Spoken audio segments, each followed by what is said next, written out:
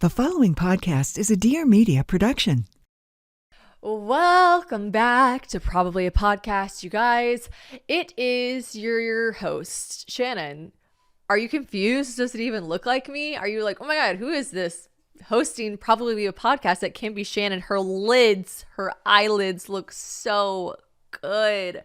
Her eyelids, new eyelids, who it is. I'm sorry, I know you guys are tired of hearing me talk about it, but maybe you're not because you guys are very interested about the slice and the dice and the cutting of the eyelids. So let's get into it. Well, first of all, we're back for a solo podcast. A lot has happened. I'm a changed woman. And also I just looked over in the podcast studio and there is an orchid that I received when all of the mouth stuff was happening to my face that has been sitting in this, like, for the most part, pretty dark podcast room. And I don't think I've watered it one time and it's got all of the flowers on it. That's crazy. Orchids are so hard to keep alive. I think, are we supposed to just ignore them? I'm looking at that now. I'm like, that's a real orchid. How is that still alive? All the orchid experts chime in here. Like, leave a comment below. Like, how do you keep an orchid alive? I kind of think it's ignoring it. All right, wow, that just really shook me to my core. I'm like, how is that still alive? Anyways, okay. So let's chat eyelids. Let's chat wedding stuff. Let's chat bachelorette stuff. Let's chat TTP motherfucking date, okay? Because I haven't done that yet. All right, so let's dive right in. I decided to get my eyelids done. Now, you might be thinking, that is fucking crazy because you just had so many things fucked up with your face. Why would you decide to voluntarily fuck your face up again? Especially right before the wedding, especially after everything that just happened. Also knowing that, like, what happened to my mouth was predominantly due to, like, stress, and just, like, reactive based on, like, the stress inside my body. So I had to go in with a really cool, calm, and collected head. Otherwise, like, I don't know, maybe my face would just blow up like a fucking pufferfish again. I don't know. So I am really, really glad that I decided to go through with it because I tried to cancel like 2 times and basically, like, with myself, I never called the doctor, but because I had like a locked in day. So I went to a friend and an incredible surgeon, Dr. Mike Chiodo. It's Chiodo. He always says it. He said the CHI is like Chianti, like the wine, because it's Italian. Dr. Chiodo. That's it. All right. Dr. Chiodo in Dallas, who is also the amazing husband of Bridget. We went to their wedding, all of the things. We're really good friends with them. So felt very confident and comfortable being there with a friend of mine. And also his work is just like, it speaks for itself. He's really, really, really good at all things plastic surgery, but a lot of the eyelids. So let me explain, for anyone that's listening, that's like, why do you keep saying eyelids and not explaining what you're talking about? Okay. So I had a surgery called an upper bleph. There's a long word. It's like upper bleph, blah, blah, blah, blah, blah, blah, blah, blah. But everyone just calls the surgery an upper bleph. And that's where they take the excess skin of your eyelids, especially if you had hooded eyes, something that's like, that it's called as hooded eyelids. It's genetic. Okay. So it's so funny. A lot of people have been like messaging me being like, I have to have this surgery. And I like go look at their pictures. I'm like, baby, you don't have hooded eyes. Like, they're like, you just look incredible. I'm like, thank you so much. But like, you don't have hooded eyelids. It's not like something everyone can get done. You can only get it done if you have hooded eyelids, which are genetic. So my mom and my dad have it. So I definitely have hooded lids. Shouts out to the Ford and the Bailey gene. But yeah, so then it just bothered me for a while. Mine were actually pretty hooded for my age. Like your insurance would cover it if you were older. A lot of people ask that too, like, did your insurance cover it? I'm like, no, because they can start to, the excess skin on your eyes can start to affect your vision. Like, obviously it can like weigh your eyelids down. So at some point, insurance will cover it. Mine was not at that point, of course, but I just thought I'd love to get it done now when I'm like in my prime. Like, I try to do makeup. Like, I love makeup. Like, I love testing new makeup. I love all this stuff. And I can't do winged eyeliner, or I can now. Couldn't do winged eyeliner. Like, imagine the travesty. Can't do fucking wing eyeliner. Like, someone should have started a GoFundMe for me. That's fucking crazy. My whole life couldn't do winged eyeliner. And I know all the tricks. Everyone's like, yes, you can. There's a little trick with the triangle. That never worked for me. And I really don't mean to shit on anyone that's listening that has hooded eyelids. I'm sure if you're listening to this, like, you love your hooded eyelids and that's fine. Yours also probably weren't as bad as mine. But this was a personal decision that I decided to do. I also just realized I'm not wearing underwear. Can you see my, is it just from here up? Okay. Courtney confirmed you cannot see my China pot, but I'm wearing the same dress that I wore to my bridal shower. We'll get to that. But I remember seeing a photo from my bridal shower where I could see my underwear, but I was like, who cares? I was wearing nude underwear. I'm like, oh no, can you see my vagina? Okay, just in case. Okay. Anyways, so I'm not like pressuring anyone to get plastic surgery if you don't want to get plastic surgery, but this is like, I'm speaking my truth. This is like the toe says, this is her story. Okay. This is my story. I'm allowed to say it. So anyways, insurance didn't cover mine. It wasn't that bad, but here's the thing about Dr. Mike. All right. Dr. Mike is like one of the only people who I could find that do this upper bleph surgery on younger patients.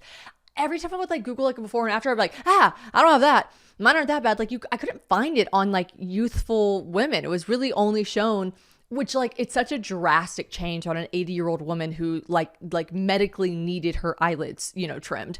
So I was like, oh, mine's for vanity reasons. Like, can I find some young girls that did it?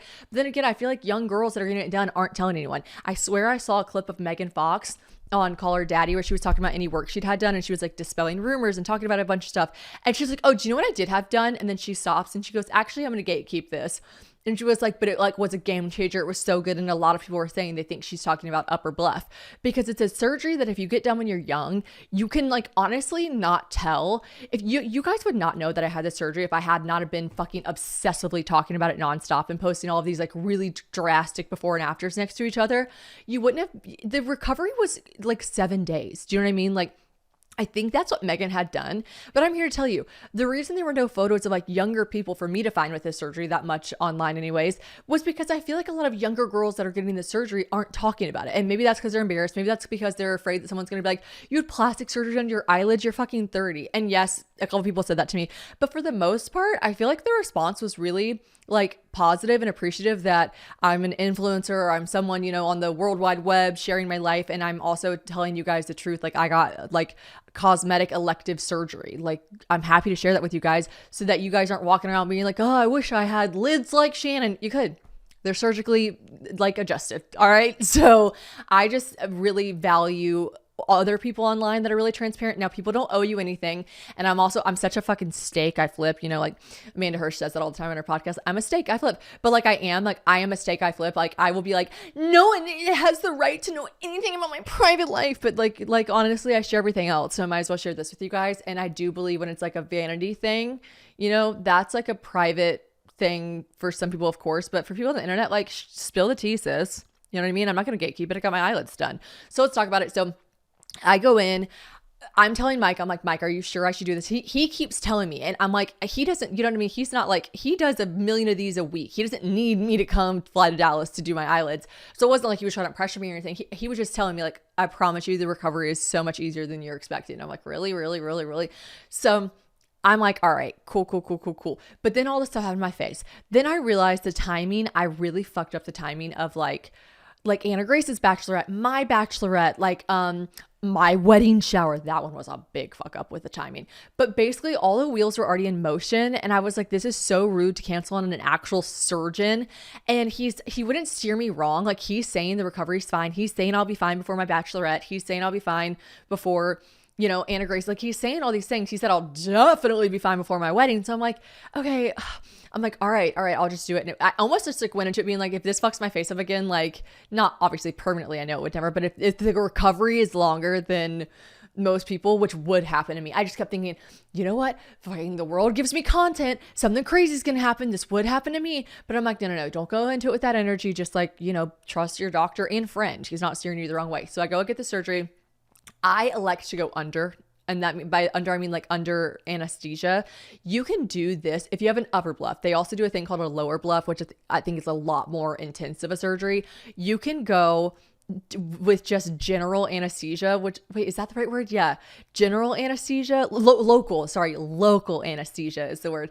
And it just means, local, maybe anesthesia is not even in the word. It basically just means you go into his like operating room, not operating room, it's another room that's less like an office, less like an operative room. It's like a mix of the two. You fucking take his Xanax and he like gives you shots to like numb your eyes, but you're just basically awake. You're just fucking barred out on Xanax, just like this. And they're, oh my God. If I knew, I'm so squeamish. Like, and producer Courtney's like, ugh, like, I'm like, apparently you don't feel anything. Like people that have gotten this done have told me, oh, I got that done. I just went under local. Like I didn't go under anesthesia like they didn't put me to sleep. I'm like, because like, woo, no. Like when I was getting my veneers done, obviously they don't put you under. I wish they would have. I really wish they would have put me under to do my veneers, but like, not because it hurt. Obviously I couldn't feel anything, but you just know what's happening. You know what I mean?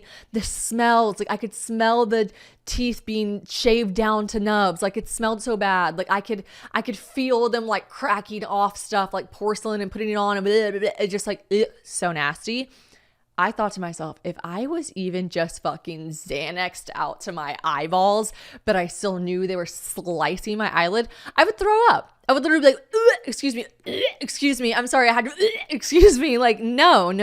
So I'm like, put me under, doc. I don't care if it costs more. I don't care anything about it. Just put me under. But you know what I kind of forgot about?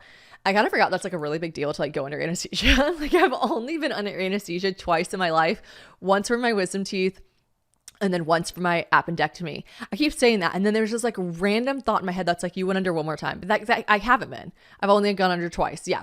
So like, I forget that there's like not risks, especially when you're young and healthy like I am, but like, it's just like fucking scary. Like people go under anesthesia and don't wake up. You know what I mean? And then they're like, oh, so sad. What a random case of didn't wake up misgism that came from anesthesia.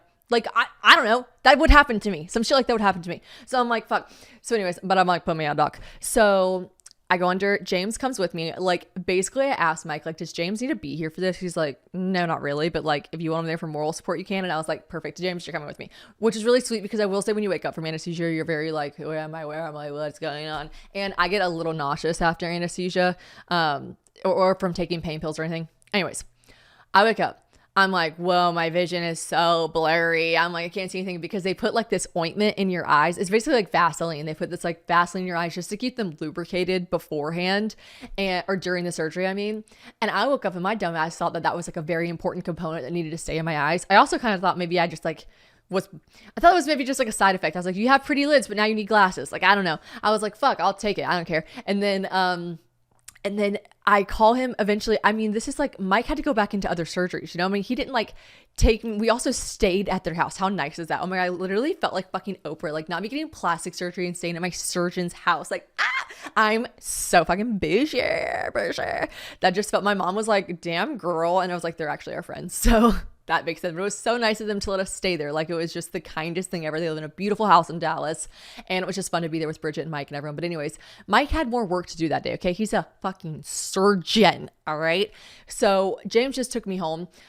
Men, like I appreciate James so much. Like I really, really do. But this is just a fucking classic man thing. And like, yeah, am I being sexist? Yes, 100% I am. I will always be sexist against men if I feel like it. So that's my right. All right. It's my God-given right. So we get back. He was so sweet to me. He took me there. He picks me up. He waits during the surgery. He comes back. I'm like, my vision's really blurry. I'm pretty sure they gave James all the post-op instructions, you know what I mean? And I'm pretty sure they told him like she can flush out the because that was just like an ointment, okay? And so I'm just like, I can't see. Why am I British all of a sudden? I don't know. I'm just like, I can't see, and like I'm trying to. I wasn't in pain. I was in zero pain when I woke up, zero. Which I just thought I must still have like numbing stuff on. This must be why. But I can't see. Finally, like 6 hours later, when Mike texts me to check up on me, he's like, how you feeling? I'm like, good. You know, obviously can't see, so I'm voice texting you right now. And he was like, oh, as soon as the surgery's over, you can flush out that like ointment with just eye drops with like saline. And I was like, this is gonna have to stay on my eyes? He's like, no, it can be flushed out immediately. I was like, why have I been walking around blind all day? Like not walking around. Honestly, I slept a lot after the anesthesia. But anyways, we get there. James is taking care of me. He's walking in. I'm super sleepy after coming out off the anesthesia. But I don't take any medicine. Like I don't take Tylenol. I take nothing. I'm in zero pain. But again, I'm just assuming that's because I'm still numb. And the second the numbness wears off, it's going to hurt. I'm laying there. I look at James and I go, did they give you any like ice or anything? And he's like, yes. Yes. Oh yes. You have these little eye patch things that are like ice that I need to bring you right now. And I was like, and are we forgetting anything else perhaps? And he's like, no, not anything else. And I was like, okay, I forget what it was now, but I want to say like 3 hours later, I said something like, oh, I wish I could do blah, blah, blah. And he's like, oh, you can, you just use this. And I was like, bitch, I'm about to call the nurse. What are the other post-op instructions that you got, motherfucker? Like, that's what you're supposed to do. You're supposed to tell me what to do. What the fuck? Like, he was so great. But like, men, it's in the details. Like, they don't remember the details like women do. I'm like, give me the nice shit. Give me that shit. Guys, it is spring, but it's also almost summer. So this means a couple things, all right? So spring cleaning, you need new sheets. What are you doing if you don't have Boll and Branch sheets? You're crazy, okay? Boll and Branch sheets they're just the best sheets ever because they are not only buttery soft, they get better with each wash. And I know that sounds crazy. You're like, what do you mean? Your sheets get better every time you wash them? They do, okay? Tried and true. We have them. We have the most gorgeous little tan color. It looks so good. They have so many colors, by the way. But we love ours because every time we wash them, I swear I get in them and I'm like, these are better. They're better than before. It's amazing. And Boll and Branch just does that, all right? And here's the other thing. It's almost summer.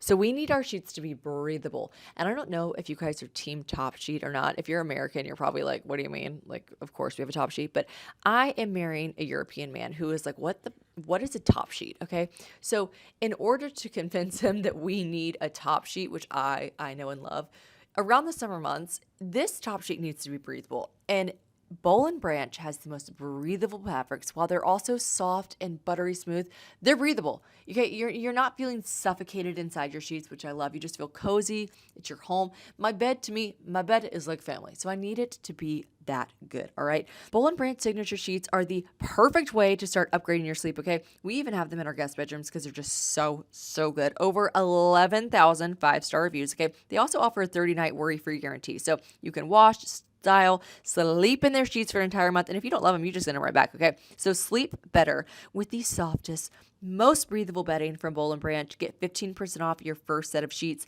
plus free shipping when you use promo code probably, okay, at bollandbranch.com. That's Boll and Branch, BOLLAND branch.com. Promo code probably. Exclusions apply. See site for details. Anyways, I didn't bruise at all, which is so crazy. Mike tells me, Mike's like, I do such a good job. He didn't really say it like this, but I just know he does such a good job that like, he was like, there's a chance you might not bruise, but he was like, I'm going to be honest with you, Shannon, you're a natural redhead. I just think you're like probably going to bruise. So I don't want to tell you that. Like most patients like that get an upper bleph. Other people were messaging me that had an upper bleph and they were literally like, I had the surgery done. One, my stitches did not look like yours. My stitches looked like a machine did it, like a sewing machine did it. They were so perfect. And then people were like, I bruised upper and underneath my eyes from the upper bleph. I'm like, really? Never bruised. And this is the craziest thing. I was literally just drinking so much alcohol. Like, you are not supposed to do that. Mike was like, yeah, I wouldn't recommend doing that. But here's the thing. I was in Dallas. I got surgery in Dallas. Guess who was in Dallas? My big sister. We're going to be drinking. You know what I mean? Like, we're Fords. We're going to be drinking. So it was kind of like, I don't want to say this. So, okay. So I'll go back to like, James stays there for 2 days. The morning I wake up being like ready. I'm like, ooh, here we go. I still hadn't taken a Tylenol. I still hadn't taken any sleeping medicine, nothing. I'm like, here we go. Now I'm going to wake up and it's going to hurt. I woke up the next day and I was like, this doesn't fucking hurt. And I wasn't numb anymore anywhere on my eyes. I was like, what? My lash line has stayed numb. And he said that could stay numb for up to like 2 to 3 months. I also asked Mike, I was like, is there anything you don't want me to say? Like I was like, do you not want me to mention that my lash line is still numb? He's like, no. He's like, absolutely tell everyone everything. He was like, it's really nice that people can hear these things so that then they can manage their expectations if they get the surgery done. Because like, yes, this surgery was literally a walk in the park, but there are some things like still like my left eye, like doesn't completely, and I'm left dominant, like my left hand, like my left eyebrow arches up, like all like the left side of my face is my good side. Like all the muscles are more taut in that side of my face. So when I first got done with the surgery, my left eye wouldn't close at all. I mean, like crazy shit, like Chucky doll shit, like sleeping with it open. So weird. And then like as the days have gone on, like the stitches came out, it lowered a little bit. Time has gone on, it's lowered a little bit, but it's still like a sliver that doesn't close. So like when I shower, I'm like, ow. Like I'm like water just like hits my actual eyeball. Things you don't think about, things you don't realize you really need your eye to close for. Like earlier I was telling Courtney, I'm like, something's in my eyeball and I can't get it out because like the way your eyes flush things out is by closing. But anyways, I called Mike. He's like, that's a very normal thing for some people. Some people's eyes take like a full like 30 days to fully shut again. Like it's your muscles like keeping it up. Like your muscles just have to relearn to like release your eyelid. And I'm like, okay. there are all these things. I'm like, do you not want me to mention that online? He's like, no, tell everyone this is surgery. You didn't just go get Botox. You had plastic surgery. Like, tell people so they don't just like, so they know this stuff can happen. I'm like, sure. Anyways, I'm thrilled with the results, but let's talk about recovery. The week of recovery, I'm with my sister. We're just fucking kikiing around Dallas. Dallas, so fun. Such a fun place. I talked about this on my TikTok. If you guys follow me, if not, follow me on TikTok. Here's the thing.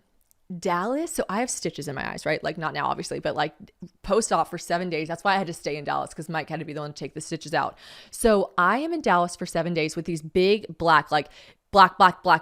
I'll insert a picture here if you haven't seen it. I mean, I've been posting it so much. I'm sure you've seen it, but like, here's what I looked like, with the stitches in. Very obvious, okay? And I have these stitches in, so I'm obviously wearing sunglasses, but I'm perfectly fine, okay? Again, I didn't take any medicine. That's a lie. I got prescribed Valium, 5 of them, okay? I thought to myself, I don't need this, but wouldn't it be fun to take a Valium? I think that'd be fun. So I, one night, took a Valium. What night was it? Like the 4th night or something? I don't know. I like definitely didn't need to take it. I was in zero pain, totally relaxed, feeling great. But I was like, might be kind of fun to fuck around and take a Valium. I was prescribed it. It was prescribed to me. 5 of them. I'm going to take it. I took it. You guys, I slept for 12 hours. Okay? I slept for 12 hours. You know me, I'll try anything twice. So like, I had never tried Valium before. I was like, I'll try this. I told Mike the next day, I'm like, oh my gosh, like I took one of those Valiums. He's like, were you feeling anxious or restless or like, and I was like, oh no. I just, it was prescribed to me. So I just thought it'd be fun to take. He was like, okay. I was like, all right, I'm definitely going to save the rest of them for like a long haul flight. But he was like, okay, well, how much of it did you take? I was like, just one, of course. Like you're prescribed 5 of them with like no refills. I was like, just one. He's like, a whole one? And I was like, yeah, that's what it, yeah, right? Because I was like, the one was only 5 milligrams. I was like, that's nothing. I'm thinking about Adderall. I'm thinking about like milligrams of like caffeine. I'm thinking of like things in my, Tylenol. I'm like, 5 milligrams. That's nothing. He's like, Shannon, for some drugs, 5 milligrams is a lot. And I was like, huh, well, I'll tell you what, slept like a fucking baby. He was like, yeah, I bet. I really fucking bet you did. So, I still have 4 more. So catch me not ever doing a Q&A on a long haul flight ever again. Cause I'm just gonna be passed out. Do people just take Valium? Is it anxiety or a muscle relaxer? Like I'm just picturing people just popping Valiums during the day. Like, are people doing that? That is, wow. You guys are crushing it if you are. I wonder how many milligrams y'all take. What's going on? What is it? Is it a muscle relaxer or is it an anxiety medicine? Can treat anxiety, muscle spasms, and seizures. Well, I experienced none of those, but I just thought it'd be fun to take. And it was prescribed to me. All right. So I took it. Anyways, so me and my sister, we were just having the best time ever. I really enjoyed, every time I get to see my sister, she obviously lives in Dallas, which is far away from Nashville. She has a job, you know what I mean? So like, we can't just like go kiki all the time we want. She can't like just like come to Nashville and just like hang whenever she wants. And when we go home to see each other, it's like, it's a whole, you guys know, if you have siblings, and I think if you're from if you're from the South or the North, like, the dynamic with your family, especially when you're grown, you're just like, low-key still not grown. Like you get back into all the same habits. Like we're just kind of like, we start bickering and then like she brings her wife, I bring James. They all love each other, but it's just a different dynamic. I never have one-on-one time with my sister anymore. And it made us really want to like plan a trip together with just the 2 of us because it was the best time. We had nothing to do. I had literally nothing to do at all other than just walk around with stitches in my eyes with sunglasses on. And we just got to spend quality time, talk about stuff we never get to talk about anymore, like just genuinely enjoy each other's company. And I hung out with her for 5 days straight. Like I was there for 7 and hung out with her 5 days straight. So that was just like something I haven't done since we lived together when we were in high school. It just felt really nice to just have just her and I time. And I just really, really cherished it and loved it. I mean, I did say like, I'm really sorry that it took plastic surgery for us to do this, but like, I don't think there's another time I would just come to Dallas for 7 days and like stay there with like nothing on the agenda, not like a graduation or like anything like that. So anyways, that was fantastic. I don't think my sister listens to the podcast, but like, love you so much. Emery had the best time. Listen to my podcast, bitch. Okay. So anyways, this is what I learned when we were in Dallas. I'm like walking around with my sister. We're like going in. She was also like, I was like, are you having the worst time or the best time? I can't tell because I did so much shopping. Like I could not be stopped. Like stuff was, and I kept being like, oh, just ship it to the house. Just ship it to the house. Like I promise I wasn't on Valium. I was drinking a lot of wine though, but I'm like, just ship it to the house. Just ship it to the house. I'd be like, oh yeah, I'll buy this from this store. I flew here. Just ship it to my house. Thank God James isn't really open my packages. But when I got back, I was like, oh my fucking gosh, I forgot I ordered all this stuff. So like, I don't know, my sister was just like being such a, I don't know if she felt bad for me because I had surgery, but she was being such a fucking gem. I was like, here, we don't have to go to another store. She's like, I'm fine, let's go. And I'm like, fun. So anyways, we just went to all these designer stores. I'll tell you something about Dallas. I'm walking around with sunglasses everywhere, right? I'm actually not a huge sunglass girl. I love sunglasses for like a look, for like a moment, for like an outfit as like an accessory, but I'm not like I'm not on a road trip grabbing sunglasses to wear to block myself up from the sun. Like, I don't know. I just don't like on the boat or something. I might wear them if it's super sunny, but I don't like always have a pair of sunglasses on. All that to be said, I had to keep them on 24/7 with my eyes like this when I was in public. And oh my God, one time I went to the liquor store and I was getting a bottle of wine and I showed the guy my ID and I will say it was like 7 p.m. So like, why was I wearing sunglasses in the liquor store? But I show him my ID. It's a Tennessee license. Maybe that'll throw him off. I don't know. But like, maybe I just look so fucking young with my new eyelids. I don't know. But he's like, he couldn't see my lids. I had sunglasses on. But he's like, looking at my ID, looking at me, and I knew he was about to do it. He's like, do you mind going and removing your sunglasses? And I was like, sure. Not a problem. Put him up. And he was like, oh, got it. Right. And I was like, I just had my eyelids done. And he was like, right. And I was like, I'll take the Bordeaux, please. Thank you. But yeah, so here's the thing about Dallas. Nobody gives a literal fuck. It's the craziest phenomena. Let's just give you one or two examples. I walk into, I don't know, it was like Fendi or something. And I'm talking. Well, some of these stores are not like dark like Abercrombie and Hollister used to be back in the day, but like they're just like, I couldn't actually fucking see shit. You know what I mean? I'm like trying to see stuff and I'm like, I can't fucking see it. I need to take my sunglasses off. Whatever. I'm like, you know what? I'm with my sister. I'm confident in myself. Whatever. I take the sunglasses off. People are not fucking phased. I start trying to make little jokey jokes because I'm like, I'm going to get ahead of this. I know people are probably thinking, what the fuck? I'm like, yep, taking my new eyelids out on the town. They're looking at me like, you want a fucking cookie, bitch? Like, oh, that's all? Oh, you just had your eyelids done? So I mentioned something. I'm like saying stuff I say it to the salesman who's like, oh, cool. Yeah, slay. One of my friends got that done the other day. I was like, cool. Why is no one fazed by this? He's like, honey, we're in Dallas. And I was like, right. He's like, this is the mecca of plastic surgery. He's like, people think LA when they think like plastics and like all done up like Miami. He's like, no. Dallas invented the fucking boob job. I was like, you gotta be kidding me. I fact checked him. He's not wrong. Houston, shouts out for the fucking titties. Houston, shouts out, invented the boob job. Like so crazy. And I talked about this on Kinsey Elizabeth's podcast too, but they also, they invented the frozen margarita. Texas did. So just really giving the men what they want. You know what I mean? Just absolutely, Texas is here for the boys and for the girls because girls love tits and frozen margaritas too. It's an equal opportunity thing that Texas has given us.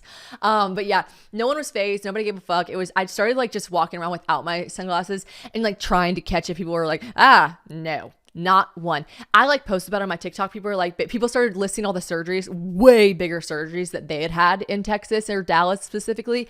And they were like, girl, I walked in with my head wrap, with my compression, those bags that like collect pus and stuff. They're like, nobody's phased. I'm like, what? Crazy. Also, I only stayed at Bridget and Mike's for like, I stayed there for like 4 days, which was so nice. But then I actually moved over to the Rosewood Mansion, which is this hotel, which was so nice because Bridget's family came in and Mike's family came in. It was so cute. The aunts were there, their moms. Oh, it was so sweet. But the Rosewood Mansion, a couple people asked me like, where were you staying when you were in Dallas? I stayed there. It was phenomenal. What a gorgeous, gorgeous hotel. It was fantastic. Again, just felt really really fucking crazy just recovering from my eyelid surgery in a place called the Rosewood Mansion. Like, what the fuck? Anyways, a country mouse, she wouldn't believe it. So yeah, that's basically my eyelid story. Oh, yeah, still to this day never hurt at all. Let me explain to you like where I'm at now. So I had my stitches removed and it wasn't until like because I obviously wasn't touching my eyelids when the stitches were in it. It wasn't until like day 7 that I realized that my lash line, like truly just like right on my lash line was like still numb as if I had like Novocaine, like the way your lip feels numb. And I messaged Mike and was like, Hey, is this normal? And even when I met him, I was like, obviously he'd be like, duh, no. He was like, yes. And that can last for a couple months. And I was like, really? So that just feels like, I know I said this already, but like doing makeup and like blinking, even like these eyes don't feel like my eyes yet. Like I look in the mirror and I'm like, slay queen, slay, slay, slay, slay, slay, love, love, love, love, love, obsessed. But like, and I'm starting to really get used to it. Like I don't look in the mirror like, that's not me. Like I'm used to myself now. Even James and Taylor were like, you look a little bit different, but not only because they see me every single day. Like, producer Courtney, do you think I look different?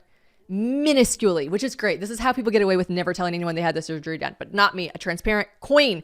But yeah, I don't look at myself and feel different, but like my eyes feel different. Like they're not my own yet. Like I got to get used to the new lids. And honestly, like I was doing a story the other day and one of my eyes, like kind of like this eye stayed up longer than this eye. And I like watched back the video being like, oh fuck, do I look like one of those blinking dolls that like, you know, like the ones that are like kind of creepy, where we all had those dolls where you lay them down and the eyes close and then you pick them back up. Anyways, I was like, do I look like that? I was like calling my mom, like, oh, I'm a little insecure. Like I'm trying to film stuff. And she's like, Shannon, you could be acting like this if you were hiding this from the world, but you literally told the world you got this surgery done. And baby, you just had plastic surgery a week ago. Like it has been, at this point, I think it's been 10 days since I had my stitches out. Like, you know, we got to just give it time. You need time to heal. So anyways, during this podcast, if you guys see my little eye flip up, we're just letting ourselves heal everything. It's good. Okay. Guys, I'm so excited to introduce you to Rhoback. So Rhoback recently, I've loved their brand for a while, but they recently launched a new women's line, and comfortable will be an understatement, all right? If you like being comfortable while still looking so cute, okay, when you're out and about during the day, then Rhoback is for you, all right? Let me tell you about their active dress. This active dress, I need to just order a couple more because I don't think I'm washing it as much as I need to be because I just keep wearing it. It's such a good dress for walks around the neighborhood. It's actually my new favorite. It's made with their signature GTG technology. I'm laughing because you know what it stands for? Gotta go.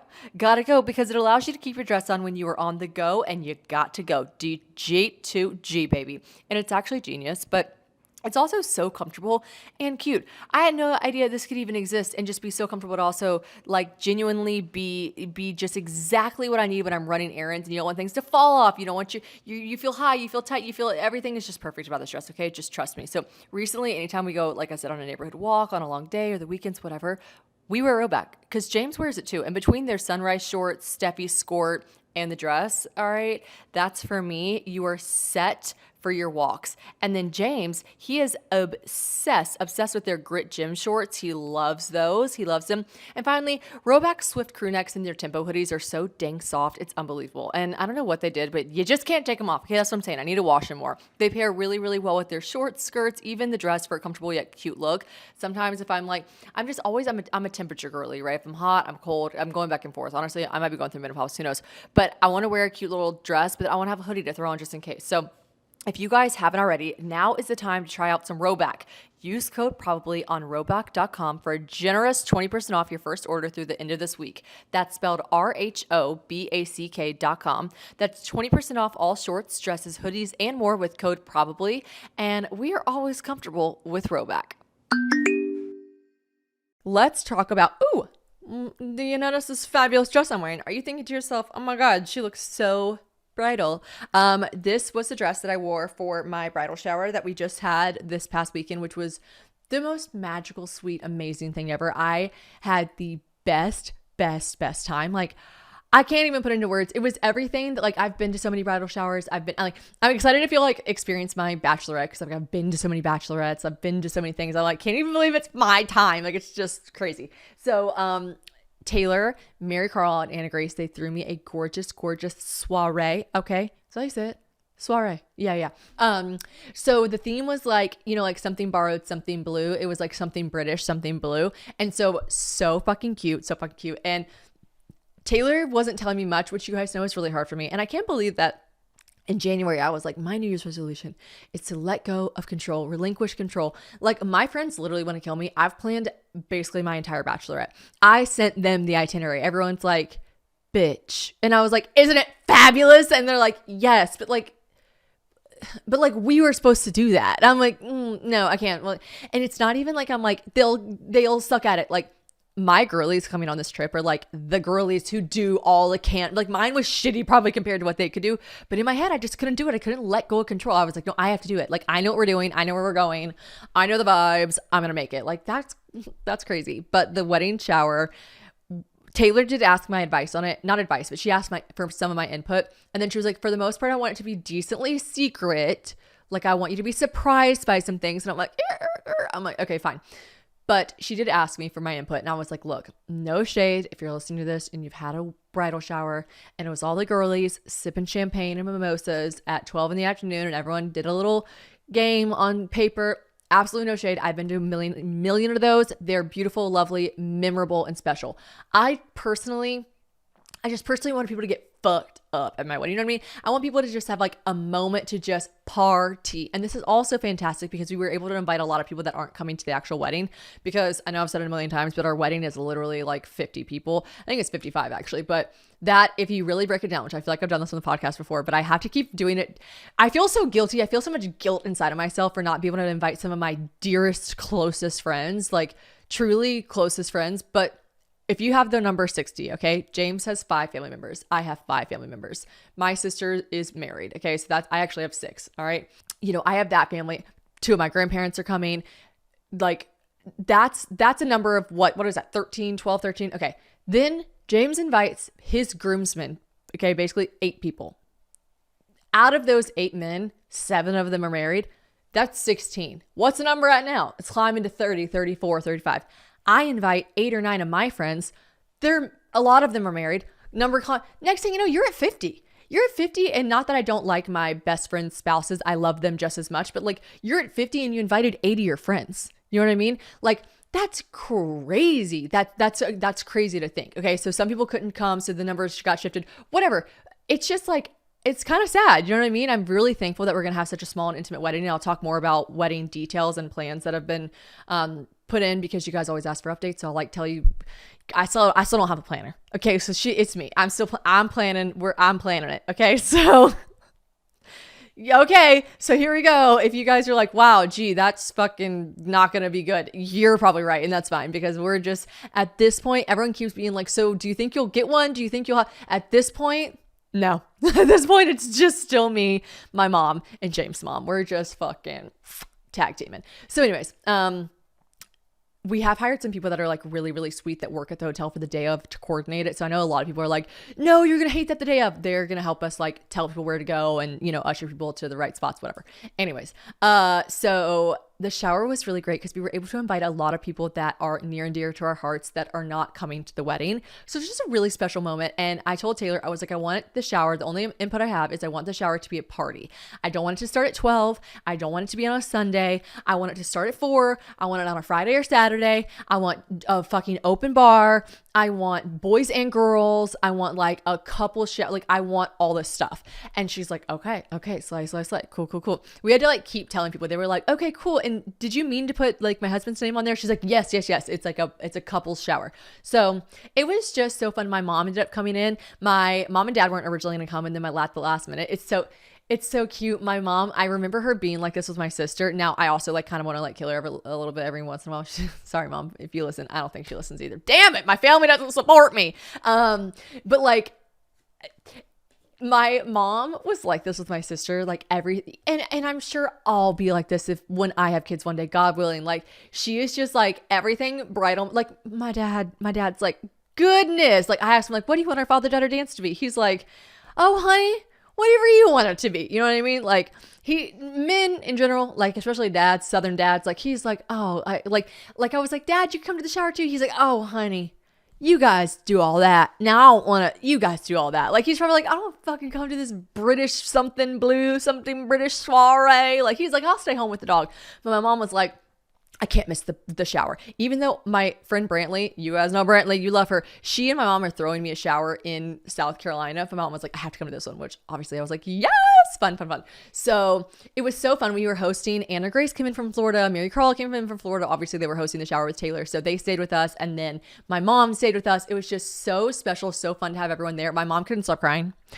She couldn't stop crying. It was so pure. It was so sweet. You guys, she's like, I get ready. It was also I will say this about not having control. It was so nice. Like, I didn't have to lift a finger. Like, the party was happening at Taylor's. Oh, that was another thing. We kept looking at venues, and I was like, can you just, I'm like, begged her. I'm like, can you just do it in your backyard? She's like, no. And then there was a whole thing. I'll talk about it with the tent and with the Walker wedding and everything. I have so much. Wow, actually, I was like, am I going to have enough to talk about? I have so much to talk about. So anyways, I really thought it'd be special and convenient as fuck. And we just have these beautiful houses and beautiful backyards. Why not use them? So anyways, I'm just at my house. The fucking party's being put together next door. I didn't have to do a single thing. It was fantastic. I was just sitting there getting my makeup done, drinking champagne. It was so nice. So I am doing that. I go walk next door. And before I can even walk the door, they were like, don't look. Like, hold on. Before I could even walk the door. Also, James got there before me because I was like still fixing my hair and dress. So pretty. Before I got there, Taylor looked at me and started laughing. She's like, your mom hasn't stopped crying. And Grace is like, it is the cutest thing. America, I was like, just tears. I'm like, what? They're like, everything, decorations, the people, like, she can't stop crying. I'm like, oh my God. And she was totally like this with my sister's wedding, like everything. My sister could have like dropped a pin and she'd be like, you dropped a pin and you're a bride. Like, and it was so cute. Anyways, I get there. My mom finally like wipes her tears. I'm like, just blown away at the gorgeousness and the details, and all our friends that we love there being there was just amazing. I look over mom, she's like wiping her tears. She's like, I'm not gonna cry anymore. I'm fine. I'm done. She like wipes. She like, I'm like, let's get a drink, mom. She's like, okay, let's get a drink. We go get a drink. She walks over. Jenica and Marissa. You guys remember? Obviously, you know Jenica. She's been on the podcast. She's amazing. And Marissa, she's also been on the podcast. And y'all know Marissa was with me in Barcelona when I met James. Obviously, I crashed her trip. Jenica's like, hey. What did she probably say? Because she's Southern. Miss Sharon K, Miss Ford. I don't know. She's like, hey, Miss Sharon K. She's like, we've met a couple times before, Jenica and my mom. I was like, hey, baby. Blah, blah, blah. Marissa's like, hey, I don't think we've actually met before. I'm Marissa. Y'all, my mom just, oh, she just starts crying again. I'm like, mom. She's like, oh my God. She's like, none of this would have happened if it wasn't for you. I'm like, oh my God. We just all start busting out laughing. Like, it's really not nice to laugh at someone while they're crying, but like, it was just so cute. It was so cute. It was so sweet. It was so special. We stayed there till like the end of the night. I mean, like all the food trucks left, the bar had left, and we were all just sitting there still drinking. The guys were smoking cigars. It was exactly what I wanted. I wanted a freaking proper party, and it was fantastic. So anyways, it was fantastic. And also, I think the shower that Brantley's throwing me is also going to be a rager. So TBD. If Brantley's throwing it, there's probably going to be it's going to be something. So I cannot wait for that one either. And that one will be in South Carolina. So we'll pinpoint off of this. This is what happened. Only thing that I have my little control clause in with this shower. Taylor's like, is there anything specific you want? I was like, a tent. I didn't really say this on Instagram because it didn't seem that nice to say, but like, I was like, I want a tent because I want some privacy, because the way our backyards are structured, if you drive into the neighborhood, you can see our backyards. Like, obviously our backyards back up to other people's houses. We love our neighbors. They're all amazing. Like, you'll really hear why we love our neighbors in a second. We love them. But like, I just thought it would be more intimate and special to be like, have a tent for some privacy, right?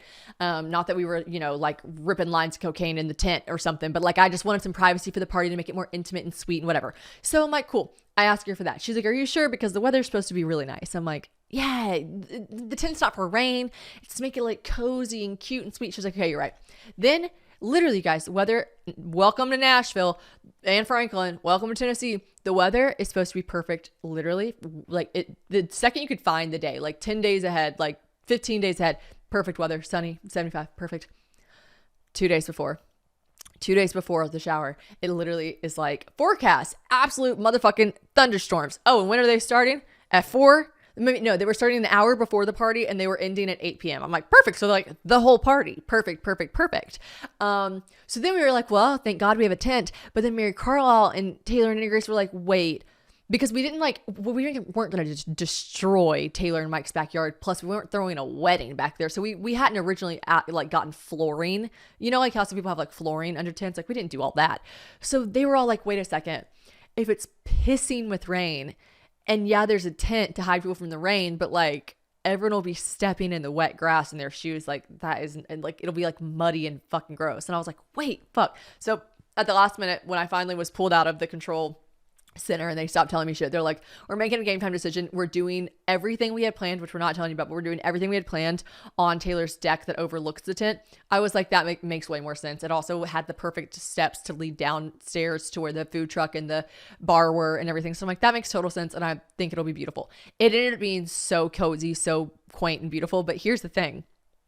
the empty tent. The tent gets, I don't know if you guys have ever like rented like tents or rental things in general. Like even if you rent like a bouncy house, like they set that shit up on a weekday, a Friday, and then they take it down on like a Monday. Like they don't like set them up and then take them down the same day. Like they're off on the weekends. So they set it up on Friday and they were set to take it down on Monday.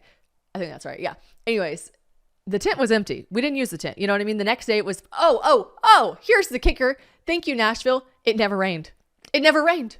It never rained. I will say the grass was still kind of wet because it had rained earlier in the day. Anyways, besides the point, people were definitely like, what is this empty tent for? Me and Taylor went down there and took some photos at some point. Like I tried to keep grabbing people and taking photos under it. I'm like, let's use the tent, because the tent was not cheap, I'm sure, like to rent a whole tent with like string lights and stuff.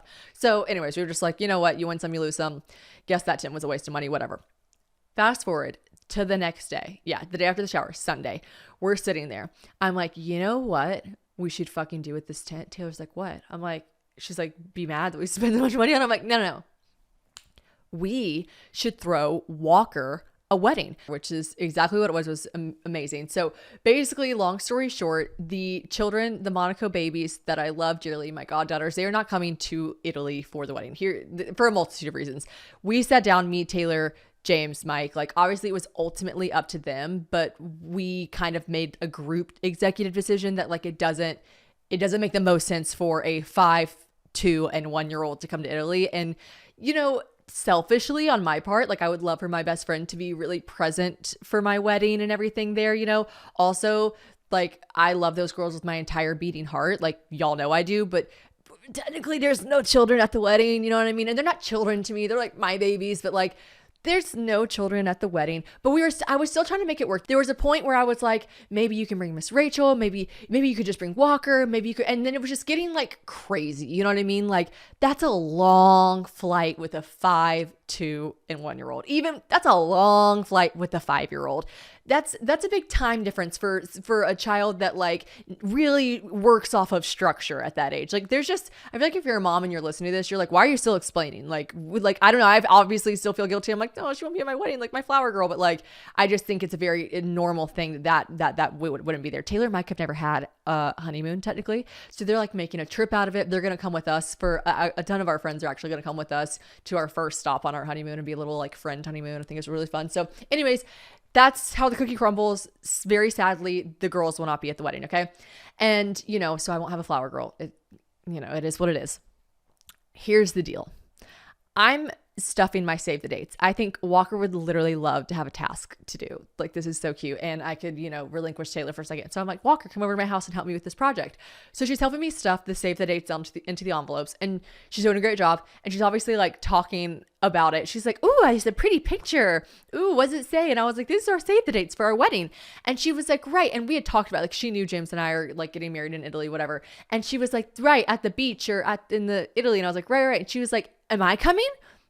I was like, well, I think she said, am I invited? And I was like, all of a sudden, like, from the mouth of a babe, like, we all sat down and talked about it as adults, but like when this like precious angel baby is like, am I invited? The one that like writes me notes that are like, you're my best friend, Shishi, I love you. She's like, am I invited? I'm like, yeah, of course you're invited.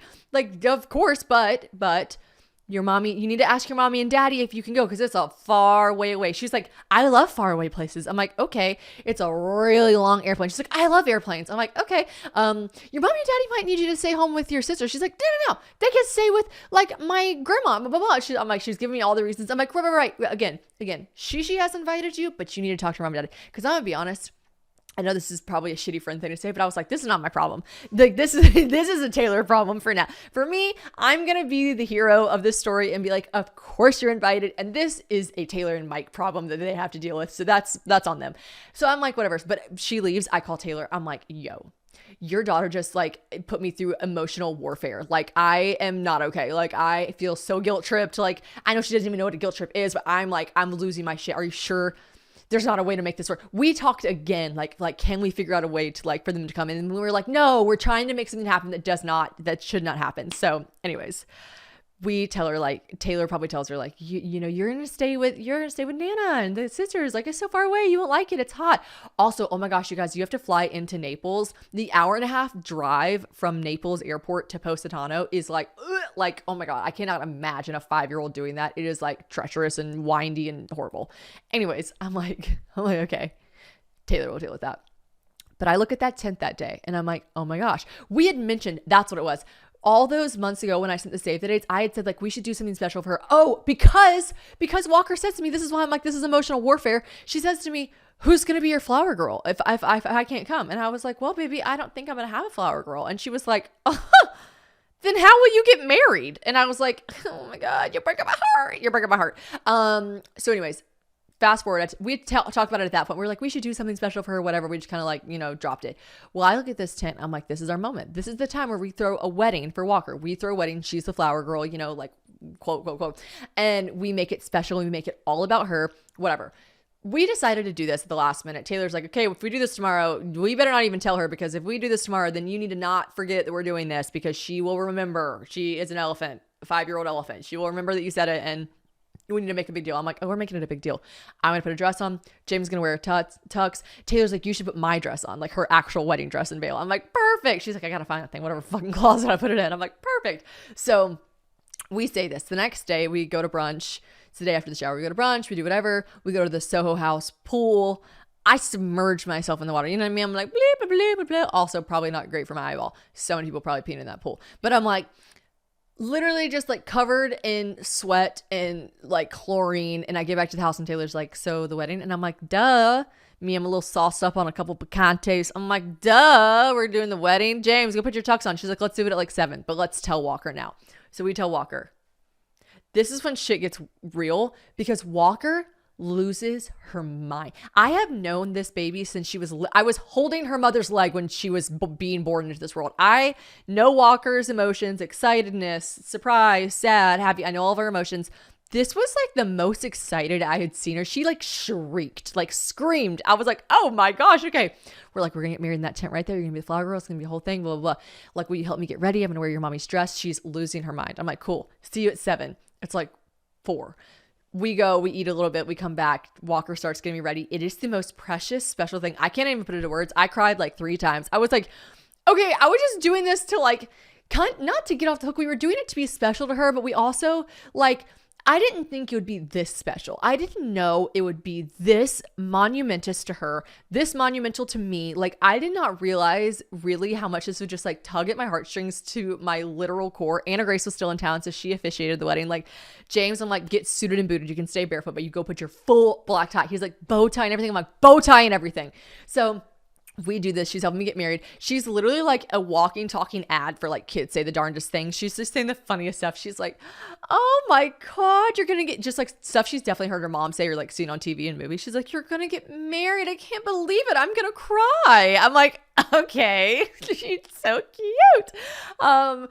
Anyways, it's just the most adorable thing. And it was able to be all about her. You know what I mean? Like, if we think about her, if she would have been in Italy, like, no shade, Walker, but like, you're not going to be the star of the show on that day, okay? And that might have been confusing to her. Like, she might have been like, I thought I got to do this. I thought I get to do this. And this, honestly, whoever else has Walker as a flower girl, I might have really just messed things up, because she thinks that the flower girl is mentioned in the vows. She thinks the flower girl is mentioned like, with these witnesses, the state of Tennessee, and the flower girl, Walker Rose Monaco, and the power vested in me. She thinks that's like, I now pronounce you.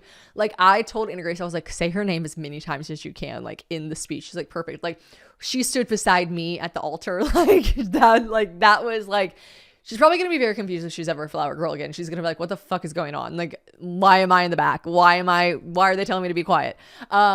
So anyways, it was just really special. It was really perfect. And it got to be all about her. And that was the experience that I'm just really glad she got to have. And I'm so glad I had that moment. Like, I'll remember it forever. Like, there was this moment right before I was about to go out, and she was like, I'm nervous for you. I'm nervous for you. And I was like, I'm nervous. Actually, like, this is kind of funny. Like, I really did get nervous. And James was like, I started to get kind of nervous, like watching you walk down. I was like, I know, me too. Maybe it was because like I had like wet, dried pool hair and like lip gloss and mascara on and like didn't look crazy. But at the end of the day, I was wearing Taylor's actual wedding dress that like kind of fit me like a glove, kind of crazy. But like maybe that like made it more real. James was actually in a tux, but he was like, oh, I started getting kind of nervous. And I'm like, me too. But anyways, there's this moment right before I walk down and Walker looks at me and she's like, wait. And I'm like, what? And I'm being funny. I'm like, what? You're making me nervous. You're stressing me out. What am I forgetting? She's like, did you forget a big hug? And I was like, oh my God. Like, I don't know where she saw that, like bear in the big blue house. Like, I don't know, but I literally just like, it actually made me cry. I literally started crying. I'm like, I would never forget that. I love you so much. And I'm just like picturing, because now I'm just like being such a sap. I'm just like picturing her getting married one day. And I'm just going to look at her and I'm going to be like, wait, did you forget something? A big hug? Like,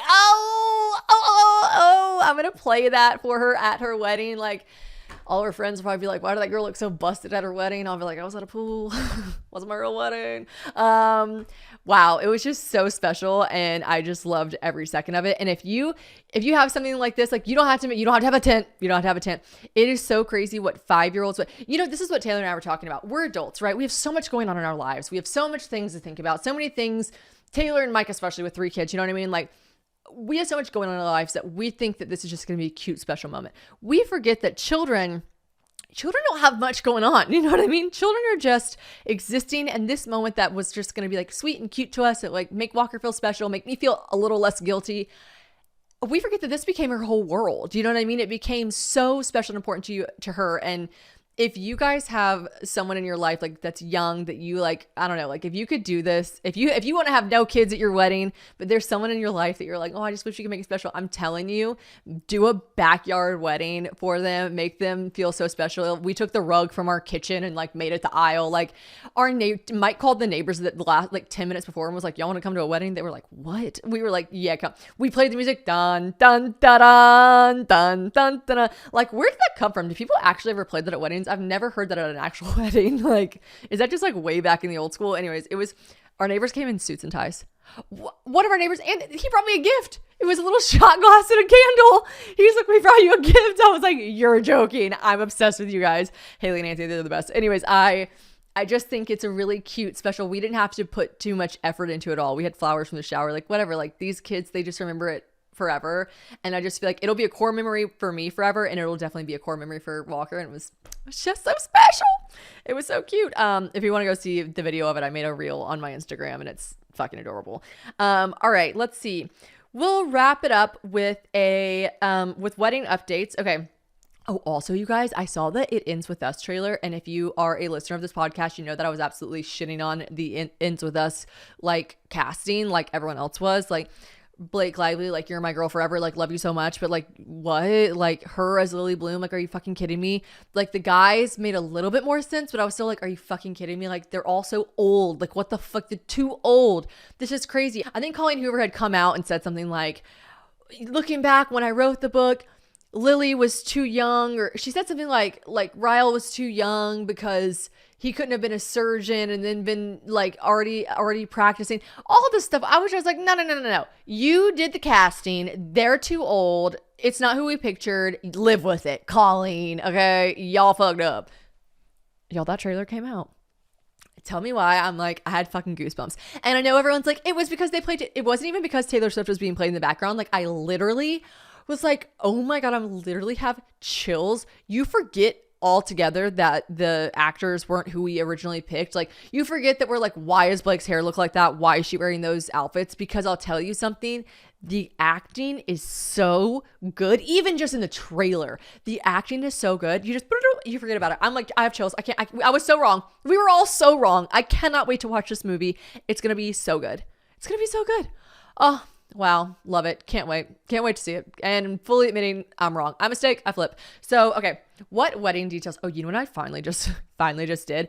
So on our wedding website, it literally says like welcome party. So we're doing a welcome party instead of a rehearsal dinner, because if you think about it, with only 50 people, 55, whatever our number ends up being, like everyone that would come to the rehearsal dinner is basically everyone that would be sitting down for dinner, for a sit-down dinner the next day at our wedding. So like, we were like, we don't want to do the same thing twice. It just feels the same. It doesn't, I don't know how to explain it. I feel like when you have a big wedding with 200, 300 people, that rehearsal dinner moment's really special and sweet and intimate with just the bridal party, just the family. But like, that's basically who all is going to be at our wedding anyway. So we were like, let's just throw a bang up welcome party to welcome everyone to Postano, have a bunch of drinks. Like, it can be a little bit more casual. Let's just do that. So we have all these plans. We have the plans set. We have the plans to throw a welcome party. We have not planned anything about it. And again, me, planner. Okay. She's the planner. So, really should fire her. But it got to a point because our website just basically says like more like, we were trying to like make it seem like surprise. We were like, more details to come. Like, most likely we'll start at 5. Like, yeah, I have no plans for this. No venue, no anything. So we finally figure out what we're doing. I'm so excited. I'm actually not going to say on the podcast because James' mom had this good idea. So we have to get there by boat, which is even such a cool element. And I was going to put on the website, like, like meet us here because boat's going to take us to here. And she was like, no, don't say. She's like, don't say because just, it's like more sexy. Like people just get on a boat and don't know where they're going. And and then they just arrive. I'm like, ooh, true. Cool. So anyways, really fun. Cool. And I finally planned that, got that all sorted. So like officially, although this is so embarrassing, the florist called me and she's like, hi, oh, the language barrier is so tough with like the timing and everything. But she calls me and she's like, hi, what do you want flowers for the welcome party? I'm like, oh yeah, of course. She's like, okay, what did you have in mind? I was like, I don't know, maybe like blue. And she was like, okay, what arrangements do you want and where do you want them and how big do you want them and do you want them on the floor? Do you want them on the tables? Do you want them from the ceiling? I was like, oh my God, I cannot believe that. I'm so fucking dumb. I was like, blue? I don't know, blue? Like what? She's like, are you fucking kidding me? Like, where are the brides that are like, oh, I need 2 tiers of this flower imported from here that are going to go with this greenery? Like blue? That was my answer. Oh yeah, blue. I'll just have the blue ones. Just the blue ones for me, thanks. Like, she's like, couple more questions.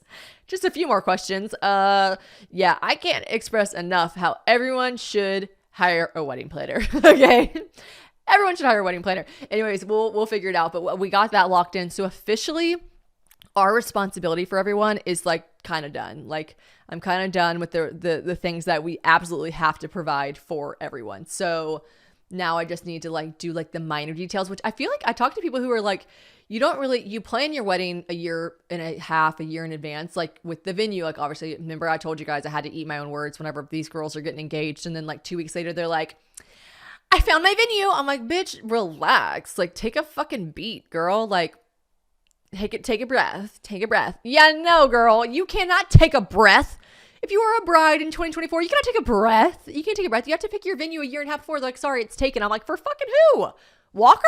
Who's already booking these venues so far in advance? This is crazy. So anyways, it's kind of the same with like a lot of stuff. And so I have everything done. But I was talking to someone who basically said like, you can't really plan the finer details that far in advance. That kind of comes when you get closer and closer to the wedding. So I just feel like we're in that phase now where I'm just like, with flowers, bleh. What color are the napkins going to be? Bleh. What kind of welcome bags will we have? Bleh. Like these finer details are coming into play now. And I'm like, whoo. Okay. So that's the update with the wedding and the, the bachelorette. I'm getting more and more excited for the bachelorette just because everything is like signed, sealed, and delivered. Although I'll tell you this, word to the wise, learn from my mistakes. Although you guys will be proud of me as a People Pleasers Anonymous. I am the self-proclaimed president of the People Pleasers Anonymous Club. I'll tell you, I booked this house. Okay. To each their own, everyone do whatever they want. I just feel like if you're going to like make your like bridesmaids go to another country for your bachelorette, which yes, I know the Bahamas is like very close. Like a lot of my bridesmaids could literally swim there from Florida, but I felt passionately about like covering my friends they were like, Shannon, we will split this. You've done so much for all of us. All the times we got married, I'm like, no. I just think like, if you can afford it, this is not me like shaming anyone, but if you can afford it, I think like that's just something you should do. You should pay for it. So anyways, I'm booking the house. And I find this like, luxury rental company for this house. It's gorgeous. I do it. It's wonderful. I didn't think the rate was astronomical. It is technically during high season in the Bahamas, whatever that means. I didn't think it was super, super crazy. I'm very excited. I book it. The lady that I talked to was super nice at this company. She was very helpful, to be fair, extremely helpful. And then, yeah, I booked the house. And then I was making the itinerary. I was making the itinerary on my little Canva template. And I was like, I bet I wonder if this house is on Airbnb, because if it's on Airbnb like shows you what bathroom goes with which bedroom. And this other website I was looking at wasn't really doing that. So I was like, I'm going to go on Airbnb and see if I can find this house. Found it. Perfect. Not perfect. The same dates were listed on Airbnb for half. There was even a little line on it. / half the price for these nights. Airbnb special, half the price for these nights. I was like, you got me 50 shades of fucked up. This shit's on Airbnb for half the price. Like, what? Thank God I wasn't asking my bridesmaids to pay for this, or else they'd be pretty fucking pissed. I was so mad. I'm proud of myself. I was like, hi, blah, blah, blah. I was like, just came across something that I found very concerning. I was like, I just found it on Airbnb for half the price. Like, I was like, I understand that Airbnb might run deals or the owner might put different prices for Airbnb, etc. But I was like, this huge of a difference really seems a bit like astronomical and feels a bit unfair that I just paid you all this money when I could have paid Airbnb this money. And Airbnb would have let me give a deposit. I had to pay in full with her. So I was just kind of like, hey, you know what, Rebecca? She was like, I will discuss this with the owner. This price discrepancy should not be this huge. Obviously, yes, sometimes it varies based on websites, but it should not be this huge. She comes back. She says, I spoke with him. He said that it was a clerical error. I say, boy. It wasn't a clerical error. Okay. Yeah, okay. But whatever. It was a clerical error, and he is willing to, I will say this, he still didn't price match. He wasn't like, he's able to match the price and everything. He was willing to give it, he basically gave it to me for like, I want to say the difference was like, not that much. It was like $400, but it's a $400. I was like, okay, could have gotten that on Airbnb. Maybe he did the difference of like the fees that Airbnb takes or like the cleaning price. I don't know. But I was proud of myself. I was like, hey, no, you get over here and give me this back. Okay. And they were like, yeah. So that was nice. Looking really forward to that. Can't wait. They were taking James. I mean, I've been to enough bachelorette parties that I probably know what they were doing. But like whenever Mary Carla and Anna Grace were here, they like took James upstairs to record something with him. And I'm like, okay. Also, Mary Carla is just like the goat for coming to my bachelorette in the Bahamas when she's, I think, going to be 7 months pregnant. I kept being like, I love you so much. You do not have to come. She's like, I love you so much. I also love the Bahamas. Also, I'm coming to your bachelorette. I can't wait. And the Bahamas is going to be great. I can share the itinerary with you a little bit later. I don't know what's going on. Like, we're staying in a really safe area in the Bahamas. A lot of the girls were like, what's going on with the Bahamas right now? I feel like we're getting travel alerts. And I'm like, I don't know. We're staying in a very safe place. But yeah, I'll share more with you guys afterwards, but super freaking excited. Yeah, it's just going to be, I actually have some things up my sleeve for the girls, and it's going to be a blast in a glass, and I can't wait. We have like a casino night. Also, just like literally just getting all my friends together from all the different phases I know everyone says this, blah, blah. You're like, oh yeah, Shannon, fucking, we've seen it all online. But like, it is something special about getting all your friends from all these different phases of your life. Like my childhood best friends, my best friends from college, like my best friends from early Nashville days, my friends now, my sister-in-law. Like, it's just like so sweet to get everyone in the same room and literally celebrating. Mate, I can't wait. I wrote that on the itinerary. I was like, I cannot wait to have everyone who I love the most all in one place to fucking celebrate me, motherfuckers. Yeah, can't wait. Keep you guys posted. I don't know why, but I feel like my head's about to pop off. Like maybe it's the eyelids. Like, woo, I just feel like I need to take a sip of water and chill. Love you guys. This podcast was about an hour, so I'll keep them long.